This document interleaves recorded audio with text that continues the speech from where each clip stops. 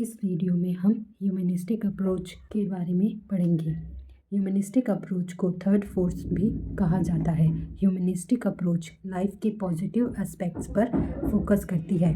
इस अप्रोच का मानना है कि जब पर्सन अपनी रिस्पॉन्सिबिलिटी को मानने से मना कर देता है या उससे पीछा छुड़ाता है तो ऐसे सिचुएशन में एबनॉर्मेलिटी पैदा होती है। ह्यूमनिस्टिक थ्योरिस्ट मानते हैं कि ह्यूमन का नेचर जन्म से ही अच्छा होता है और एबनॉर्मल या एग्रेसिव बिहेवियर सोसाइटी के कारण होता है, ना कि इंडिविजुअल्स के कारण। कार्ल रॉजर्स ने अब्राहम मैस्लो के साथ मिलकर साइको एनालिसिस और बिहेवियरिज्म दोनों के कॉन्सेप्ट को नकार दिया और कहा कि हम जिस तरह से बिहेवियर करते हैं उसके अकॉर्डिंग हम अपने सिचुएशन को समझते हैं, क्योंकि कोई और नहीं जानता कि हम कैसे समझते हैं। इसलिए हम खुद के बारे में सबसे अच्छे से जानने वाले एक्सपर्ट हैं।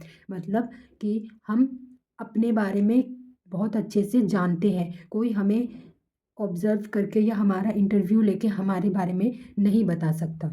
रॉजर्स ने भी अपनी थ्योरी इमोशनली डिस्टर्ब पीपल्स के साथ अपने काम के बेसिस पर अपनी थ्योरी डेवलप की, बट ये थ्योरी फ्रॉइड की थ्योरी से बिल्कुल अलग थी। रॉजर्स ने बताया कि हमारे पास इतनी कैपेसिटी होती है कि हम अपने आप को हील और अपने पर्सनल ग्रोथ को बढ़ा सकते हैं। फ्रॉइड ने कहा कि हम आज जैसा बिहेवियर करते हैं उसका कारण हमारे पास्ट में होता है। मतलब हमारे चाइल्डहुड एक्सपीरियंस हमारे प्रेजेंट बिहेवियर का कारण होता है, लेकिन रॉजर्स ने पर्सन के प्रेजेंस पर जोर दिया। मतलब आज हम जैसे हैं उसका कारण पास्ट नहीं है। सेल्फ एंड कॉन्ग्रुएंसी रॉजर्स की थ्योरी का सेंटर सेल्फ या सेल्फ कॉन्सेप्ट है। इसका मतलब है हम अपने बारे में क्या सोचते हैं, हमारे क्या बिलीव्स है, हमारा क्या पर्सपेक्टिव है चीज़ों को लेकर और हम कौन हैं। हमारा पूरा एक्सपीरियंस दुनिया को देखने के नज़रिए को प्रभावित करता है। फॉर एग्ज़ाम्पल, अगर कोई महिला खुद को स्ट्रॉन्ग मानती है तो वह कॉन्फिडेंस से भरा बिहेवियर शो करती है। खुद को सेल्फ डिपेंडेंट मानती है तो रॉजर्स ने अपनी थ्योरी में सेल्फ पर फोकस किया था कि हम किस तरीके से अपने सेल्फ को ग्रो कर सकते हैं और कैसे सेल्फ एक्चुअलाइजेशन अचीव कर सकते हैं। और इन्होंने कॉन्ग्रुएंसी की भी बात की है। अब कॉन्ग्रुएंसी और इनकॉन्ग्रुएंसी क्या होता है? कॉन्ग्रुएंसी का मतलब है जब हमारा रियल सेल्फ और आइडियल सेल्फ सेम होता है तो इसे कॉन्ग्रुएंसी कहते हैं। रियल सेल्फ का मतलब है कि जो आप एक्चुअली हो, और आइडियल सेल्फ का मतलब है जो आप बनना चाहते हो। जब ये दोनों सेम होते हैं, मतलब आप जो बनना चाहते हो और वैसे ही बिहेवियर कर रहे हो, तो ये कॉन्ग्रुएंसी है। और इनकॉन्ग्रुएंसी इसके ठीक अपोजिट होता है। जैसे आपके रियल सेल्फ और आइडियल सेल्फ के बीच में काफ़ी डिफरेंस हो, इसे इनकॉन्ग्रुएंसी कहते हैं। इसको एग्जांपल से समझो। जैसे अगर आप खुद को दयालु मानते हैं और रियल में आप ऐसा ही बिहेवियर करते हैं तो ये कॉन्ग्रुएंसी होता है। और अगर आप खुद को दयालु मानते हैं लेकिन कभी कभी सेल्फिश बिहेवियर शो कर देते हैं तो ये इनकॉन्ग्रुएंसी कहलाएगा। इनकॉन्ग्रुएंसी तभी होता है जब हम खुद को गलत तरीके से समझते हैं। फॉर एग्जाम्पल, कोई पर्सन खुद को दयालु मानता है लेकिन असल में वह कभी कभी सेल्फिश बिहेवियर शो करता है और वो इस सच्चाई को मानने से इनकार कर देता है कि वो सेल्फिश है और अपने रियल सेल्फ को इग्नोर कर देता है। तो ऐसे में इनकॉन्ग्रुएंसी पैदा होती है।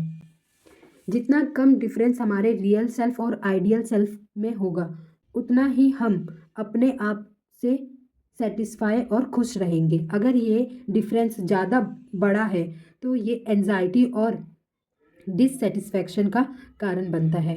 रॉजर्स के अकॉर्डिंग अपने एक्सपीरियंस को एक्सेप्ट करना और फ्लेक्सिबल रखना ज़रूरी है ताकि बदलते इन्वायरमेंट के साथ कॉन्ग्रुएंसी बैठाया जा सके।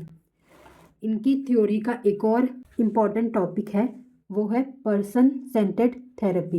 ये थेरेपी हमें हेल्प करती है खुद को एक्सेप्ट करने में और अपनी रियल इमेज को करीब से जानने में। ये इस बात पर जोर देता है कि पर्सन को कम से कम एक ऐसा रिश्ता चाहिए जिसमें उसे अनकंडीशनल पॉजिटिव रिगार्ड्स मिले। इस थेरेपी में व्यक्ति को उसके सोचने, करने या महसूस करने के बेसिस पर नहीं, बल्कि उसके होल पर्सनैलिटी के बेसिस पर एक्सेप्ट किया जाता है।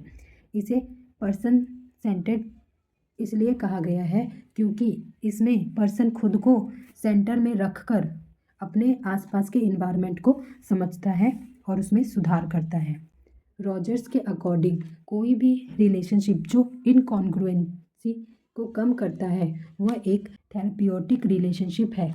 ऐसे रिलेशनशिप की विशेषता है कि वह दूसरे पर्सन को वैसे ही एक्सेप्ट करे जैसा वो है, दूसरे पर्सन की फीलिंग्स को उनके नज़रिए से समझे और अपने रियल सेल्फ में रहे, यानी जैसा वो है वैसा ही शो करे। अगर कोई इन तीनों बातों का पालन करता है तो वह वह दूसरे व्यक्ति को एक पॉजिटिव और थेरेप्यूटिक इन्वायरमेंट देता है। अब इस अप्रोच की क्या क्रिटिसिज्म है ये जानते हैं। पहला, इस अप्रोच में साइंटिफिक मेथड का यूज़ नहीं किया गया है। दूसरा, इमेजिनेशन और फीलिंग्स पर ज़्यादा जोर दिया गया है।